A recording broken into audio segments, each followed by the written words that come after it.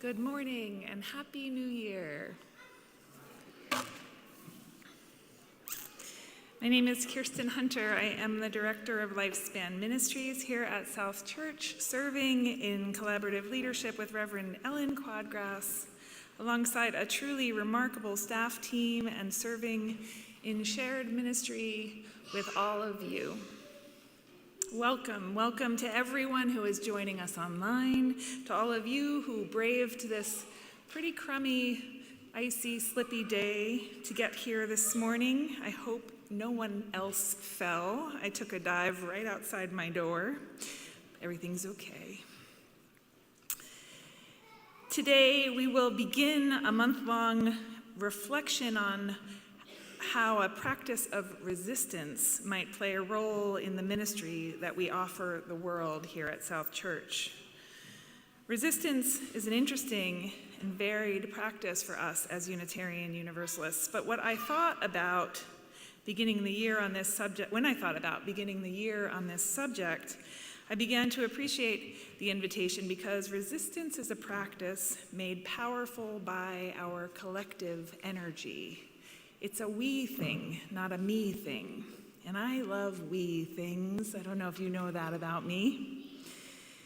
Our author Marge Piercy says, "It starts when you say we, and you know who you mean, and each day you mean one more."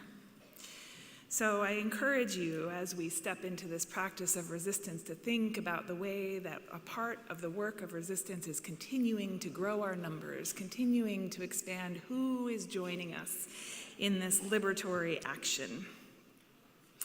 You all, I hope, have an order of service, and I encourage you to read it. There's lots of great information in there, announcements and such. I'll lift up a few in a little while. Leading worship with me today is our worship associate, Mitch Pivor. Susan Adams, Cathy Okhuysen, and Jen Leiden are all going to help to make music happen this morning. And Harper is downstairs in the nursery, ready to welcome anyone under the age of 3. Jen Dildeo-Berry will be a part of the religious education team, and our children will be invited to participate in that program after our Time for All Ages this morning. And speaking of our Time for All Ages this morning, you might notice a different setup, and if you've been here for previous first Sundays of the year, you might recognize why we're set up this way. We will be participating together before the children leave in a flash paper ritual today. When you arrived, you should have received 2 small pieces of paper, one kind of a tissue-y looking paper and one more of a cardstock.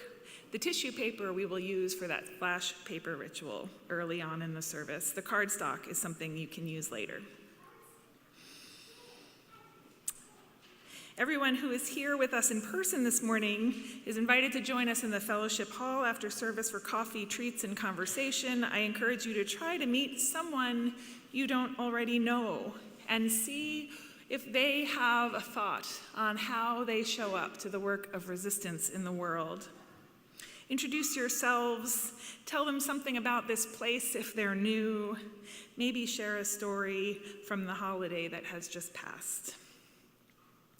We have assisted listening devices and large print hymnals in the back of the church. Please ask an usher if you need assistance. If you didn't get those papers, you can raise your hand and an usher can bring them to you. If you don't have a pen, the ushers can offer that to you as well.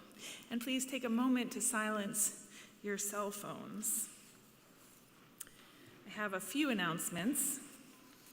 One is that, particularly for members of South Church, our annual meeting will be held at the end of this month. You're welcome to join if you are not a member, but our members vote for the governance of this church, including voting for our annual budget. And ahead of the annual meeting, there will be a Zoom presentation, January 20th at 6 p.m., for anyone who wants to preview the budget and ask kind of nitty-gritty questions. That will be recorded, and members can request that recording if you can't make it to the meeting, but you want to watch beforehand. It's just an opportunity to have some deeper conversations about the budget if you're someone that likes to get into the weeds on it, so that the annual meeting itself maybe goes a little bit faster. So feel free to note that in your calendar if that's appealing to you. In the back of the sanctuary, there are beautiful poinsettias that we used for our holiday decorations, and we give them away today. So if you want one, please take it. If you happen to be one of those people, there are ways to put them like in the basement, let them die, bring them back next year, and maybe you're someone who wants to take on a project like that this year. Resist just letting them die. It's a form of resistance. Also, today is the last day for registering for the New Orleans Learning Journey for adults. And our youth group are making trip commitments today as well. There will not be a morning poems meeting for the next 2 weeks because I will be traveling, but we will resume that on January 22nd. And today, in Market Square at 3 p.m., there is, every Sunday at 3 p.m. in Market Square, there are Civil Rights Sunday gatherings, protests to speak out about different injustices that are happening in our world that we want to have a voice toward. Today, they will be lifting up the horrible news of this weekend and abducting the president and wife of Venezuela. So if you are feeling some outrage about that, you can join us at Market Square at 3 p.m. Betty Lates also put together phone numbers for our representatives if you want to make a call and let them know what you think about the military actions that are happening. Copies of that are available in the back of the sanctuary and will also be available downstairs. And Valerie Fagan has an announcement as well. There's a mic right here, Val.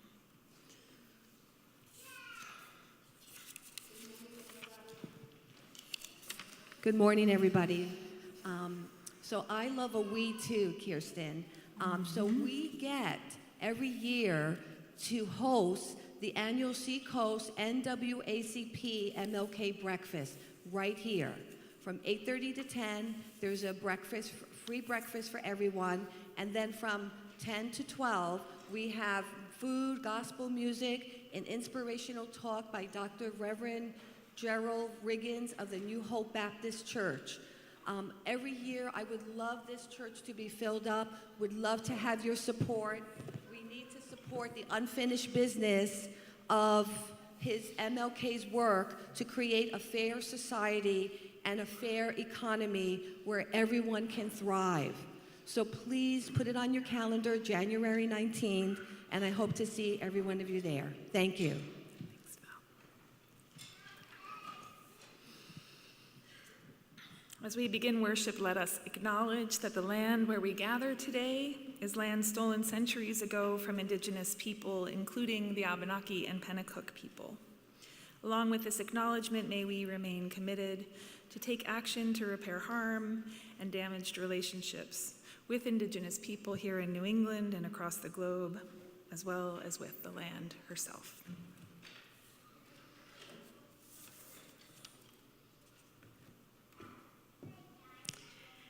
Our invocation this morning is in Arabic, Bishmillah Irrahman Irrahim, which means we come together to begin in mercy and compassion. You're invited to join me and the Shruti box. That's a drone instrument with the Bishmillah. I will do some different things after we get going with the Bishmillah part. You're welcome to join in as you're able.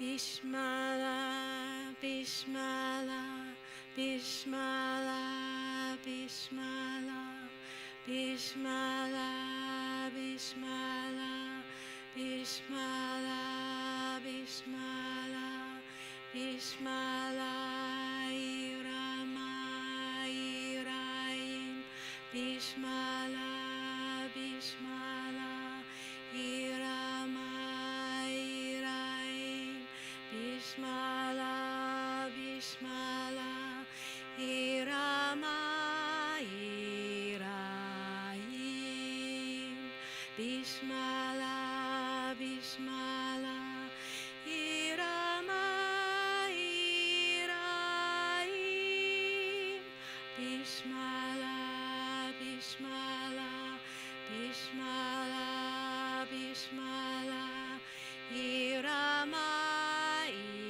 Iraim, Irama, Iraim,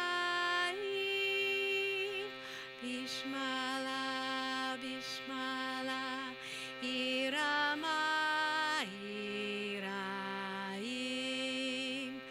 Irama, Iraim, Irama, Iraim, Irama,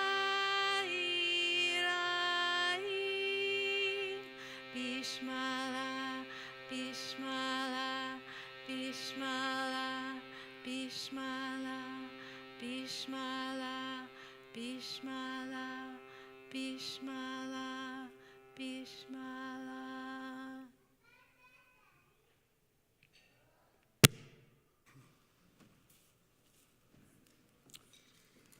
As we light our chalice here, we invite people watching at home to light a candle or chalice of their own. We light this chalice today with these words, inviting you to consider this short, brilliant quote from the book The Invisible Life of Addie LaRue by V.E. Schwab.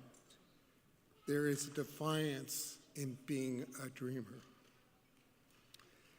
Now, please rise and join us, if you're able and willing, in reading our mission statement printed in the order of service.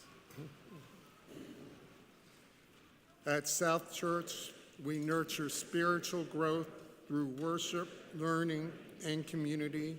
We celebrate the worth and dignity of all people, and we inspire one another to act on our faith in the larger community.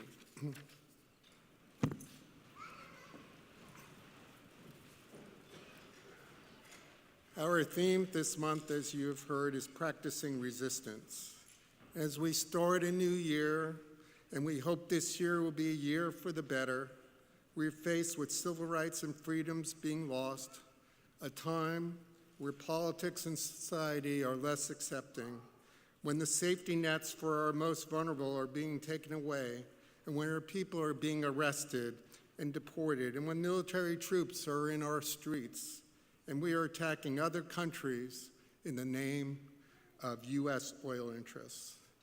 And I asked myself, am I doing enough? What should I be doing to protest? What should I be doing to resist? Should I be marching in the streets? I remember vividly growing up in the 1960s and being awed by the protests and resistance occurring. Hearing Martin Luther King, I Have a Dream speech stating, I have a dream that one day this nation will rise up and live out the true meaning of its creed. And if America is to be a great nation, this must become true, so let freedom ring. And quoting the song, My country, 'tis of thee, sweet land of liberty, and thee I sing, let freedom ring. And me singing this same song in school growing up and believing that the future will bring freedom for all.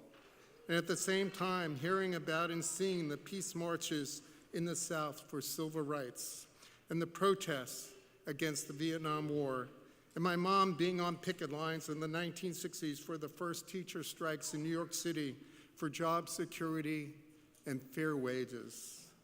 And hearing about my grandmother in the 1920s working as a seamstress in the sweatshops of New York City, participating in the New York City Garment Workers Union, primarily immigrant women fighting for fair wages and safer conditions. All these groups risking the threat for fair wages and safer conditions. And as a child, hearing and seeing all this, I picture myself as an adult, leading the marching in the streets, chanting, United, United, United we stand. I never did become an activist leader. I'm not leading marches. I do have fears of being arrested. I do fear violence, and I have frozen in my speech too many times when I should have spoken out. And this brings me back to how I practice resistance. And the truth is that it comes in many different forms. And for me, I need to do it in my way that matches who I am and be accepting of that. So yes, I do some marching in the street with the leftist marching band, appreciating the active leaders in the band who lead, myself being a follower, supporting with my trombone, and participating in walk and protests, also as a follower, and to speak out constructively at work when I see unfair practices towards employees, and practice being calm and not reactive to reactive statements, but instead engage in conversation, and feeling proud of being part of this congregation and what we stand for, such as dignity, justice, equity, inclusion, and acceptance. For this is being part of practicing resistance. United we stand. And so as we begin this year, let us keep hope and keep practicing resistance in our each and individual way. And for me, I still find hope, still singing that line of that song that Martin Luther King quoted over 60 years ago, speaking of the hope for freedom and liberty for all, that these words someday will ring true, someday for all. My country, 'tis of thee, sweet land of liberty, let freedom ring. May it be so. And now, please stand and body your spirit for our opening hymn, number 1000, in the gray hymnal, Morning Has Come.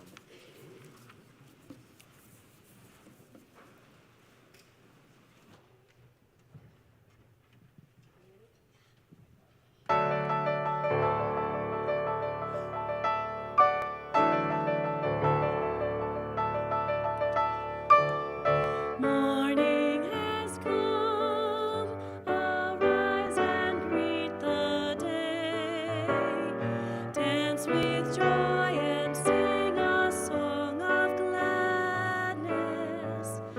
The light of hope here shines upon each face. May it bring faith to guide our journey home.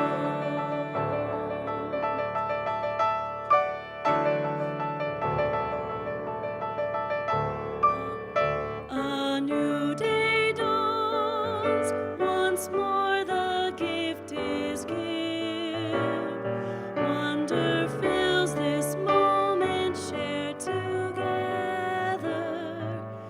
The light of peace here shines upon each face.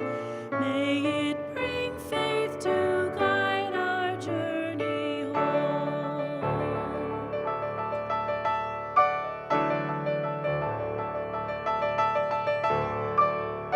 Open our eyes to see that life abounds. Open hearts to welcome it among us. The light of love here shines upon each face. May it bring faith to guide our journey home.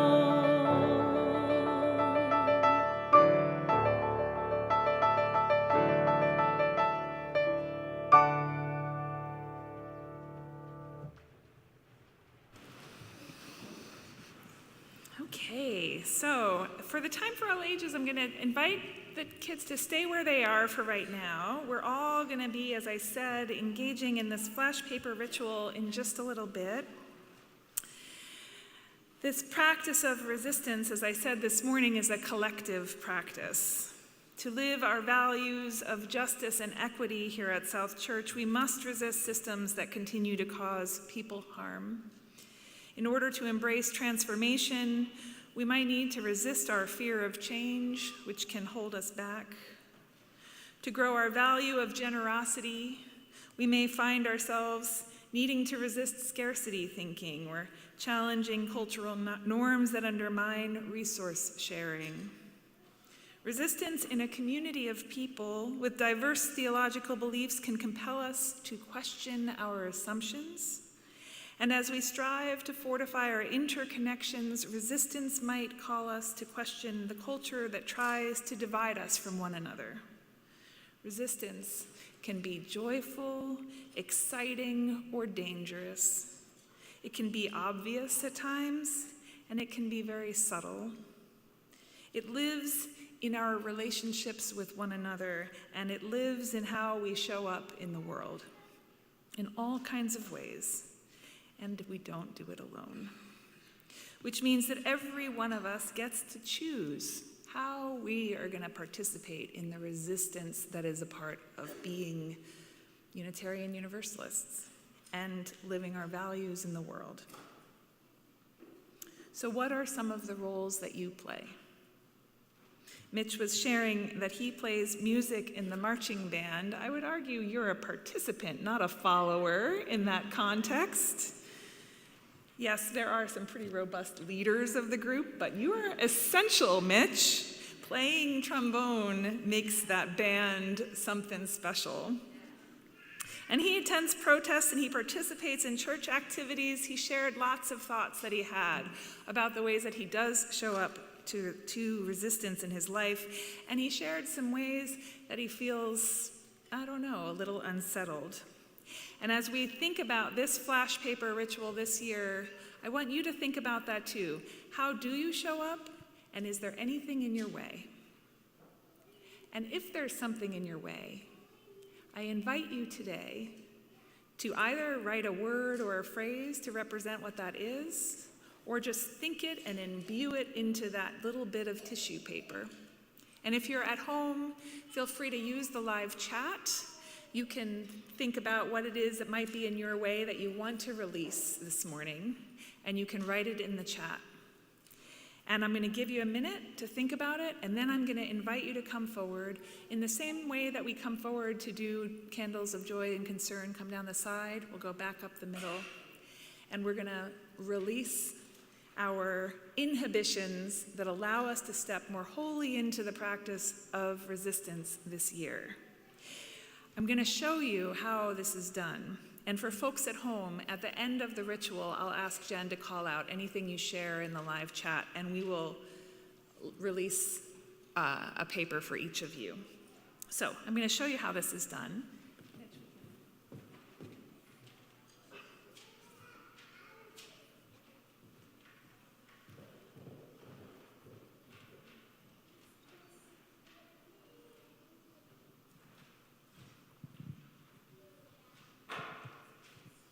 Can seem a little scary, but it's very hard to burn yourself in any sort of painful way with this. Are you reassured? So, of course, I need the other paper. So, Mitch, is there anything that is in your way that you want to release today regarding your approach into resistance this year? Allow me to practice resistance in my own special way. And then as you name it, you can hold your paper, just touch the flame to it and release it with your fingers. Magic. For me, what did I say I was releasing? I sometimes feel shy. Sometimes I feel a little inhibited to really use my voice. I know that might be surprising to you, but it's not so true here, but out there it can be. And I want to let that go. So I am going to try to release that shyness this year.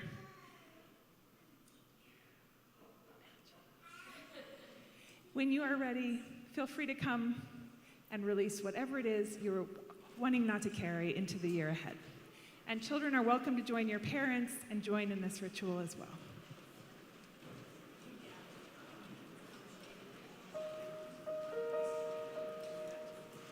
Oh, and if anyone wants to share as they come up, feel free to grab a microphone and share what you're letting go.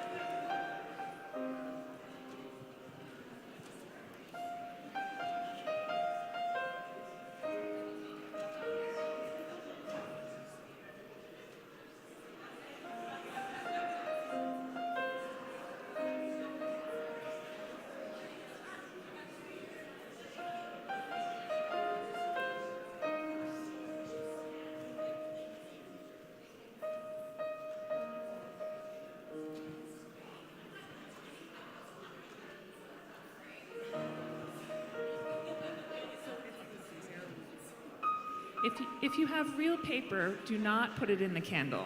I will take those and we will burn those in a different way.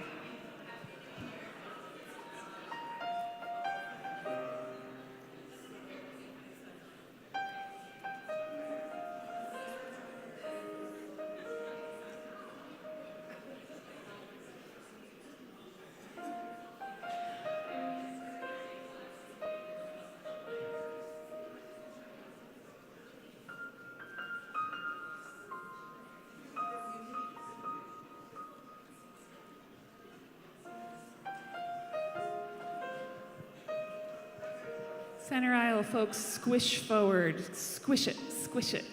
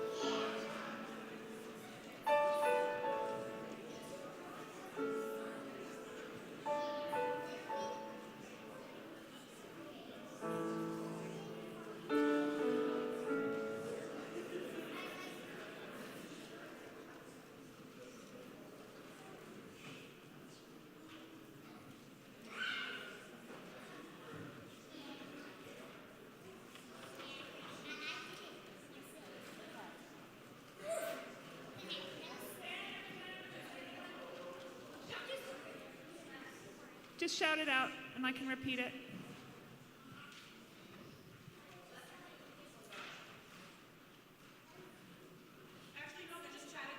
They're just chatting with each other. So folks at home, whatever it is that you are letting go, here is for you, dear ones.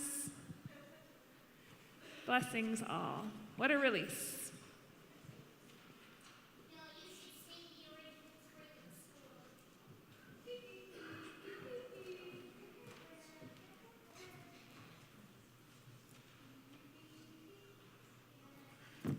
Each week at the Offertory, we give as we are able to help support organizations. Oh, I'm sorry. We're going to call the kids first. Let's sing our children out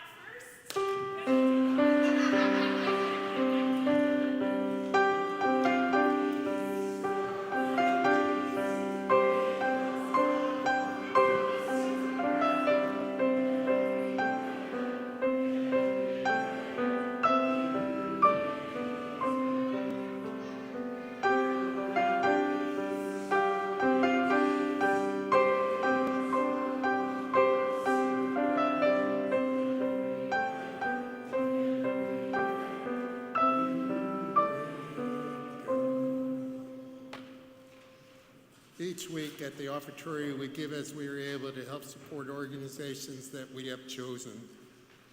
This is shared with South Church and is much appreciated. I also like to mention pledging. This is separate from the Offertory donations. Your generosity is much appreciated.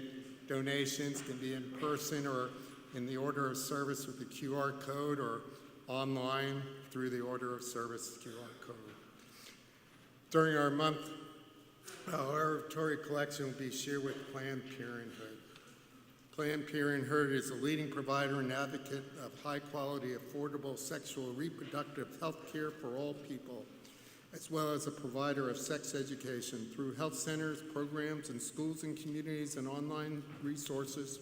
Planned Parenthood is a trusted source of reliable education and information that allows people to make informed health decisions. May the collection begin.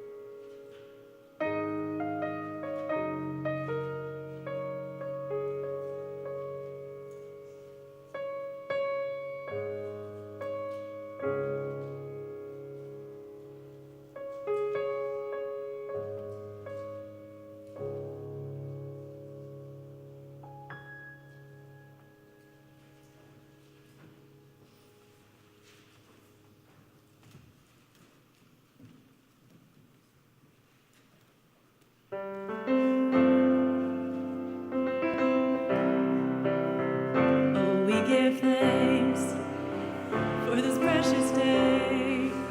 We're all gathered here and those far away for this time we share with love and care. Oh, we give thanks for this precious day.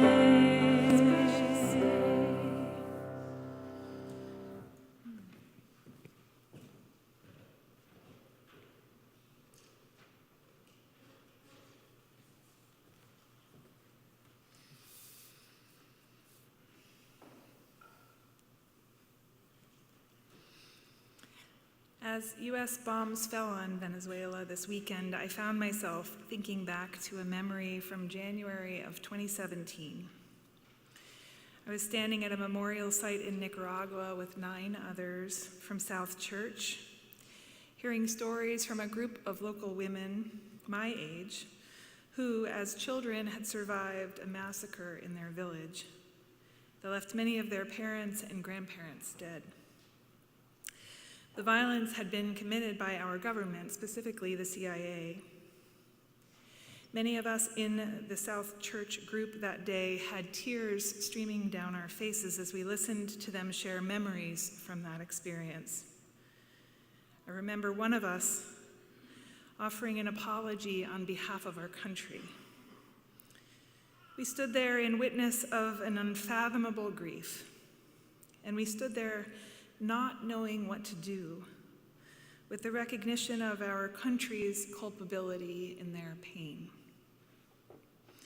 At least some of us felt like we shouldn't have come. I also remember the grace of those Nicaraguan women as they told us that our presence was actually healing, that they were glad we were there.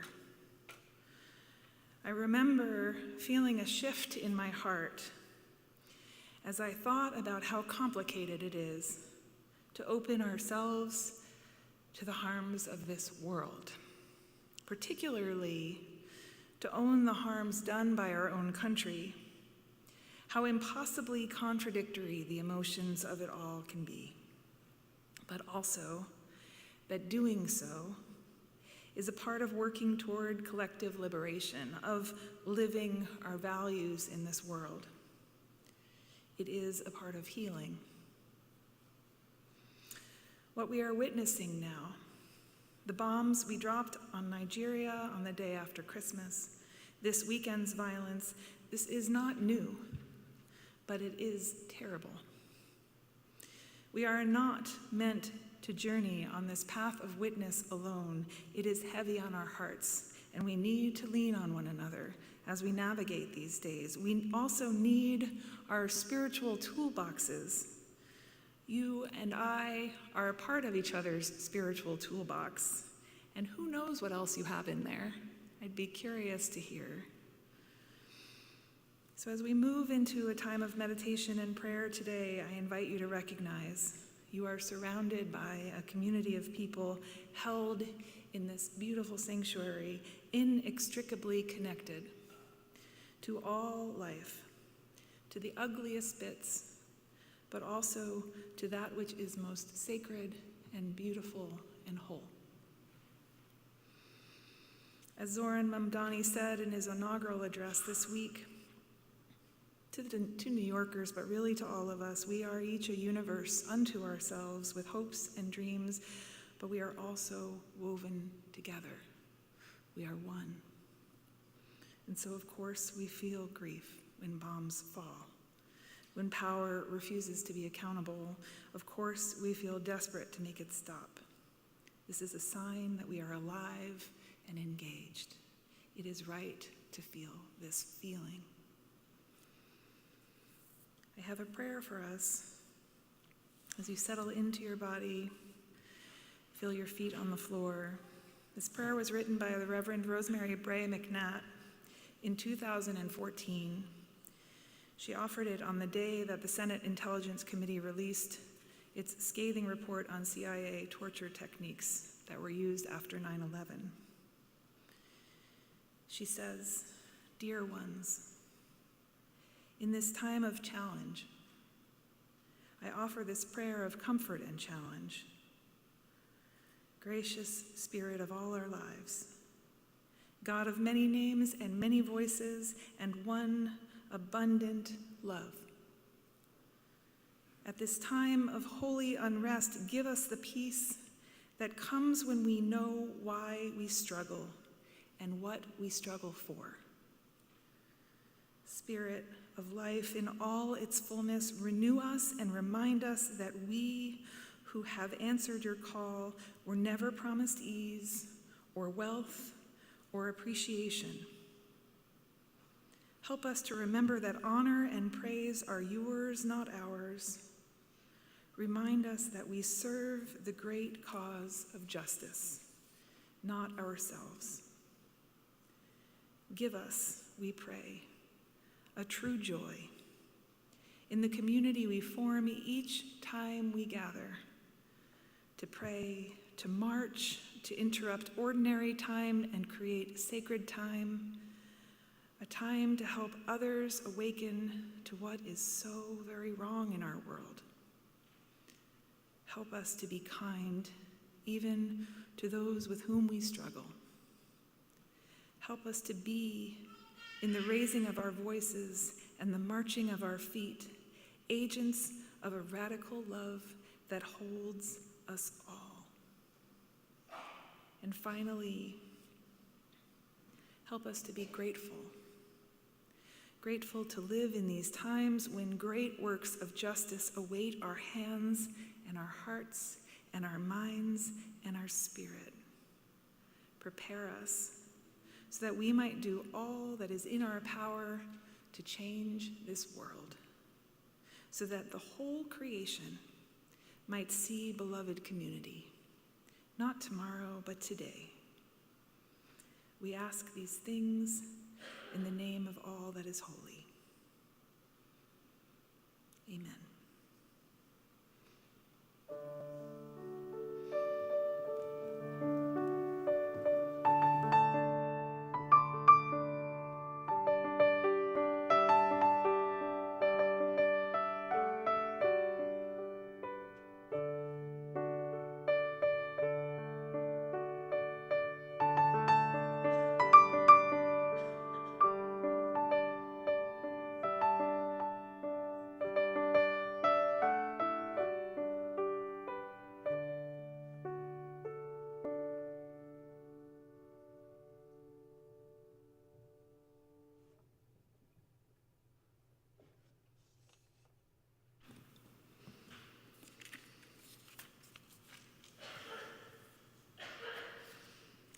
So, about a year ago, I purchased 2 t-shirts.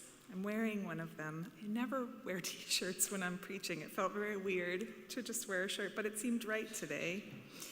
I purchased these t-shirts from an organization called the Chicago Torture Justice Center to support a fundraiser a friend of mine had shared with me. The Chicago Torture Justice Center, the CTJC, is an organization working to address the harms of police violence as a part of the modern abolition movement. Today, abolitionism evolved from the abolitionists of centuries past who worked to abolish enslavement. And as you likely know, the end of slavery in the US was shaped by the 13th Amendment, which provided kind of a loophole, a new pathway for those in power to continue to have access to free labor through our prison system. Resistance, unfortunately, works both ways. There is resistance for progress, and there is resistance for evil in this world. Oppressive systems engage in that kind of resistance to progress, that evil, that darkness, that self-serving, not for the greater good kind of resistance. And the 13th Amendment held seeds that allowed slavery not to end in our country, but to be transformed as a part of our carceral system. The modern abolition movement recognizes that this through line as proof that our work is not done in terms of abolition. And today, they seek to address inequalities in American power structures that exist in that carceral system, including both policing and prisons. All of this is to say, these t-shirts came from an organization that's doing some really deep resistance work. And I love them. There's 2 of them. The one that I'm not wearing has a disco ball on the front with the word reparations around the edge of it. It's a really joyful design that invites us to consider, or maybe to resist, the heaviness that we think of when we think of reparations. It instead evokes a kind of reparations are akin to disco dancing vibe. when we practice reparations, it makes us feel light and flashy and full of joy, and I really like that idea. And when I put the shirt on, I can feel it, and it shifts in me. It shifts in me any resistance I have to this idea that we can actually engage in repair with our fellow brethren on this planet. On the back of that shirt, there are 3 words: heal, dismantle, create. They're on this one too, which just otherwise has wildflowers and those 3 words: heal, dismantle, create. And every time I wear one of these shirts, I find myself thinking about those 3 words: heal, dismantle, create. It's been almost a year, maybe more than a year, and I just deepen into those ideas each time the shirts make it back into my rotation and out into the world. This framework feels very effective to me as an invitation to practice resistance. On the CTJC website, they share a simple description for each of these words that help to shape their work. To heal, they say, involves engaging in a self-determined process of restoring ourselves and connecting to others and what we care about. So healing is maybe the most individual of the 3 pieces of our work. And really, healing is a starting place for pretty much anything, for spiritual practice, for relationships, for becoming who we want to be in the world. We have to tend first to our own heart and soul. In case of emergency, we put our oxygen mask on first. We start with healing. We are not much use to one another if we are depleted and disconnected. And yet so often I encounter people in organizing spaces who are desperately in need of giving themselves time to heal.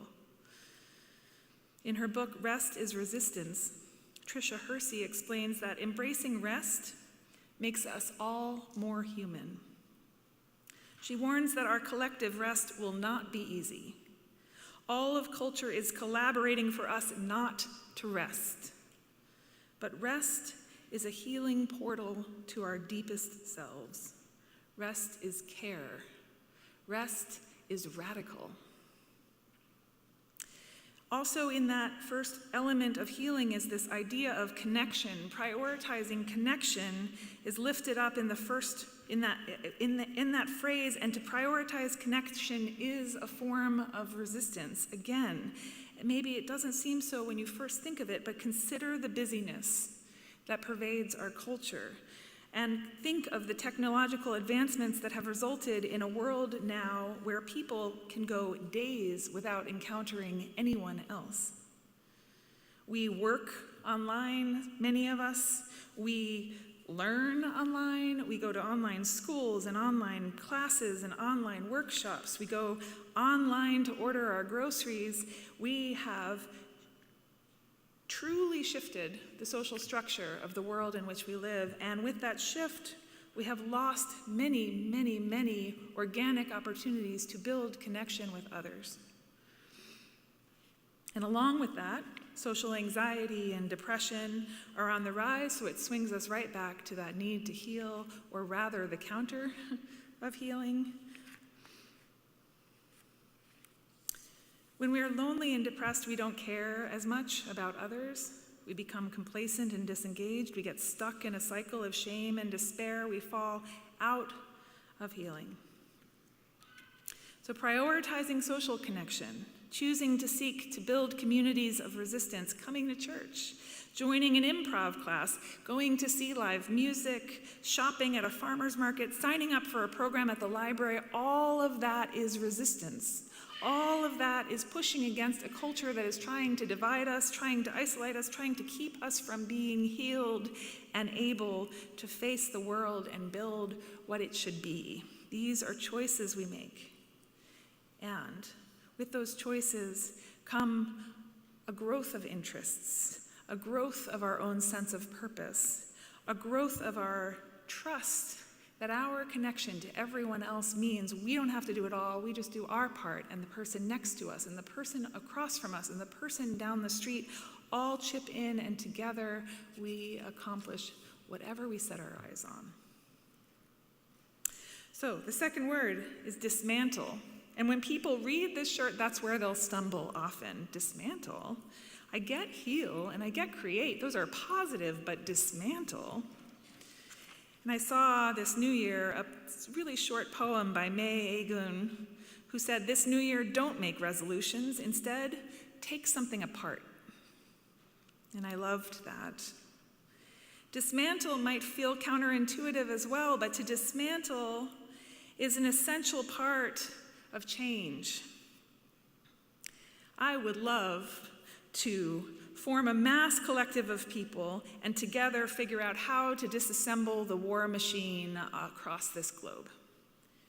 That might feel a little out of reach, but we could set the goal and incrementally approach it. Maybe we can start today at Market Square at 3 o'clock. Every time we dismantle even the tiniest part of systems that are causing harm, we deepen the collective capacity for us to imagine other things that could be dismantled. And that continues. It becomes something that generates more of the same. Amid the challenging news stories of this year, you may or may not have read that the Chinook salmon have returned to the waters of the Klamath River. Have you heard about that?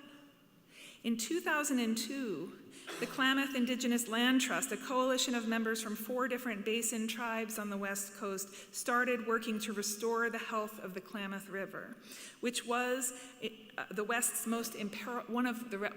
most imperiled rivers at the time.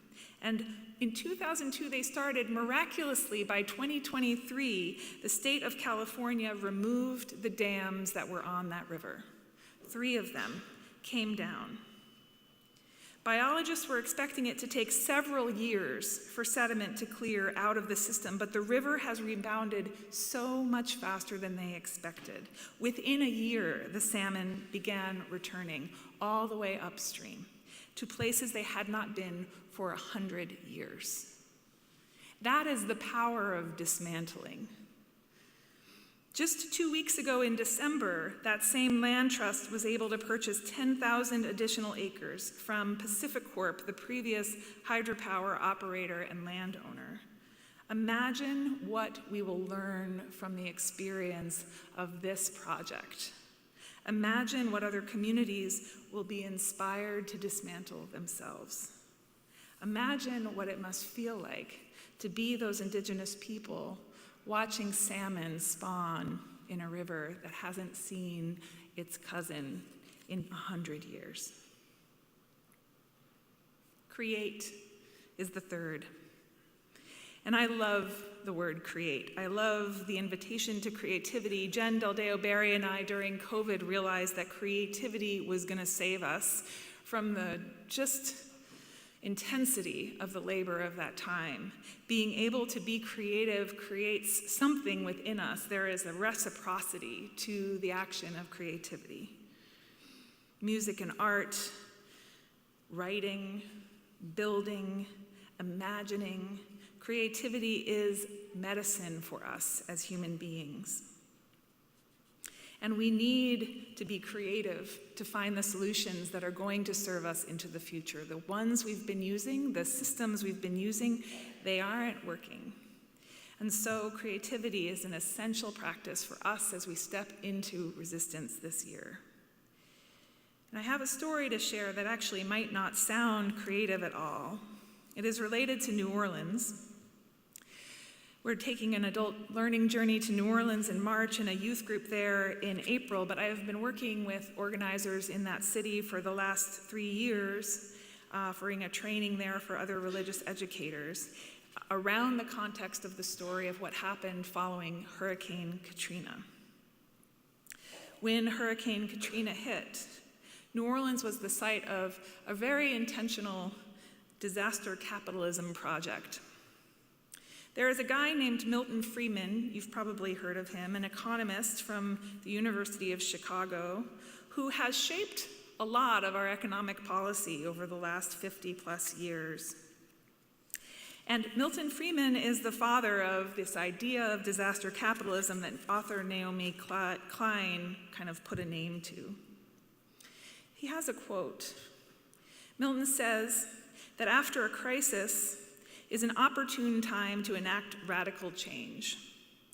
Only a crisis, he says, actual or perceived, produces real change.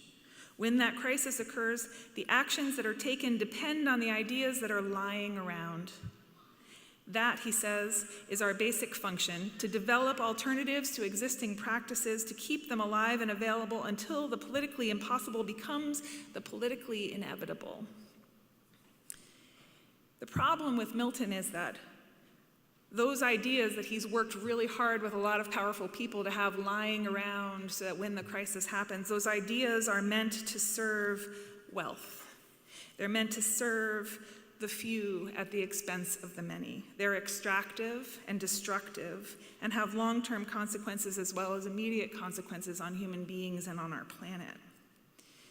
And so you might ask, why am I lifting up Milton as I'm talking to you about creativity? To which I will say, I think Milton actually told us something we can use ourselves. Because I think he's right about the opportunity that becomes possible following a crisis, and we certainly have no shortage of crises. He's just wrong about what the goal is. So what if we liberate Milton's quote and use it for ourselves? What if we take Milton's quote and we take our desire to be creative and we bring them together and start to scatter ideas everywhere we can think of that are there so that when the crisis happens, what is birthed following the crisis are new systems and new things that are actually meant to serve us. Not wealth, not corporations, but people and the planet. Imagine if we began to use superstorms to implement reparations. Imagine if superstorms became times when natural habitat is reclaimed, marshlands and riverways are restored to natural states. Imagine if floods compel us to justly resettle displaced people, to create affordable housing communities, to create multi-generational housing opportunities where we can begin to rebuild healthy, scaffolded community systems. Imagine if Milton is right, he's just wrong about the goal, and if we grab this brilliant idea and make it our own, and liberation becomes what we are planting seeds for everywhere we go. Projects that would otherwise be incredibly difficult to coordinate become possible in the midst of a crisis. City planners will tell you how hard it is to do any kinds of improvements because people get in the way, but when there is a crisis, we get opened up, we're raw, we're ready for change. We've experienced that here at South Church. We've done all kinds of change in the midst of crisis for so many years now that I don't think we actually are as uncomfortable with change as we were maybe 15 years ago. Crisis is something that we can harness. And so I invite us both to this invitation to creativity and also to an invitation to look for the opportunities, to lay the groundwork for the ideas, to build the mutual aid systems, our shower program downstairs, the conversations that the ministerium is having in Portsmouth about how to address our need for more shelter for unhoused people. There are all kinds of ways that we can be thinking now as our social services are depleted, as our government is waging war. What can we plant the seeds for in the midst of this crisis?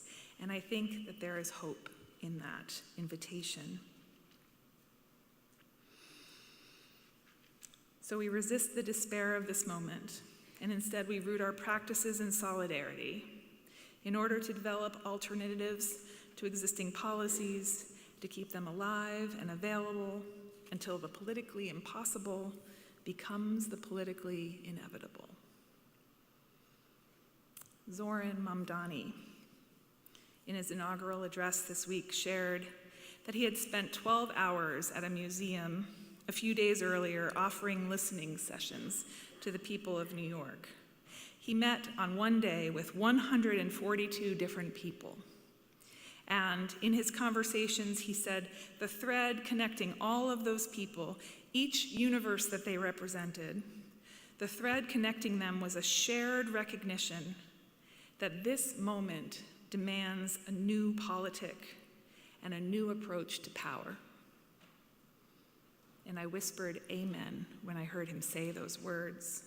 He said that as he begins the work of mayor, he will not abandon his principles for fear of being deemed radical. And he said, what is radical is a system which gives so much to so few and denies so many people the basic necessities of life. And I whispered, amen. And finally, he spoke of victory as something with the power to transform lives. But to do so, he said, it demands effort from each of us every day. The victory is the beginning, not the end. Let's whisper together, amen. You have a little card, and maybe there is a spark of an idea that is in your heart, in your mind right now that you want to catch and keep with you this year. As we prepare for our closing hymn, think about that. Jot it down, sit and stew as we sing. We're going to sing a song together, and I need a few contributions from y'all.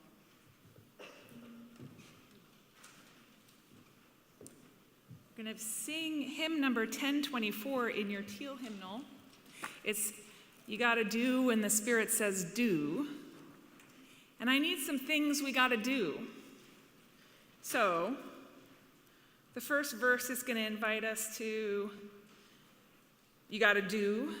And the second verse says you gotta sing when the Spirit says sing. Shout out some other things that we've gotta do this year. Anything that comes to mind. Words. Jen's writing them down. Love. Hope. Dance. Cry. Shout it out, love. Speak. Yep. And play. I love it. All right. Jen will tell us what to sing as we go. Please rise in body or spirit. Hymn number 1024.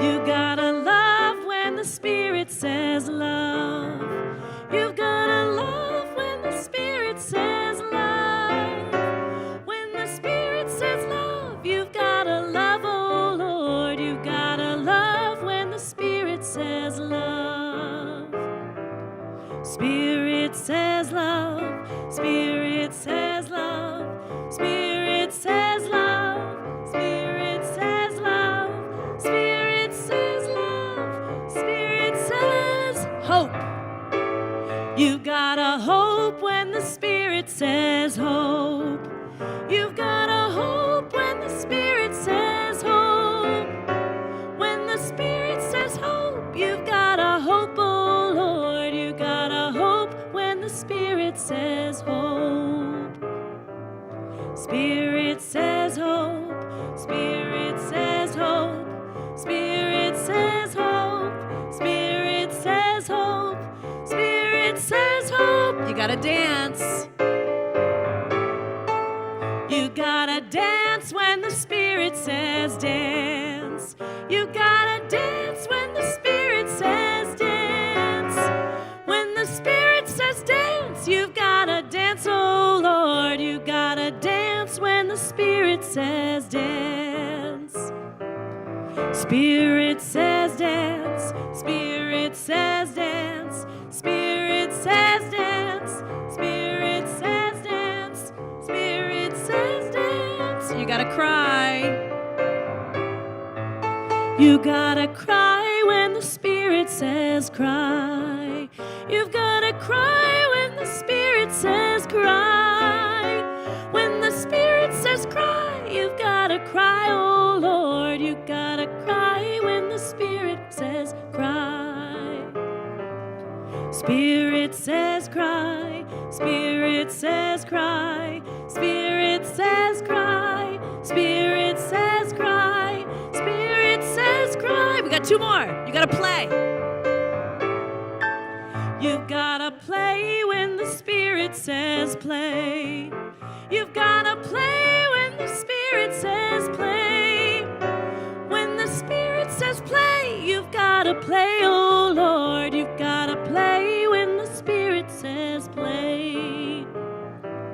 Spirit says play. Spirit says play. Spirit says play. Spirit says play. Spirit says play. Spirit says speak. You've gotta speak when the Spirit says speak. You've gotta speak when the Spirit says speak. When the Spirit says speak, you've gotta speak, oh Lord. You've gotta speak when the Spirit says speak. Spirit says speak. Spirit says speak. Spirit says speak. Spirit says speak. Spirit says speak. Spirit says. One more time with do. You gotta do when the Spirit says do. You've gotta do when the Spirit says do. When the Spirit says do, you've gotta do, oh Lord. You gotta do when the Spirit says do. Spirit says do. Spirit says do. Spirit says do. Spirit says do. Spirit says do. Spirit says do.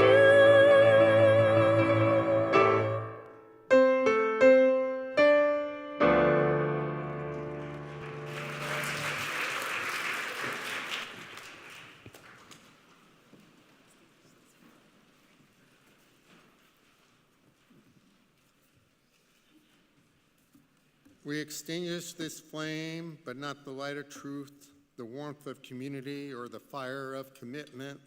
These we carry in our hearts and into the world until we are together again.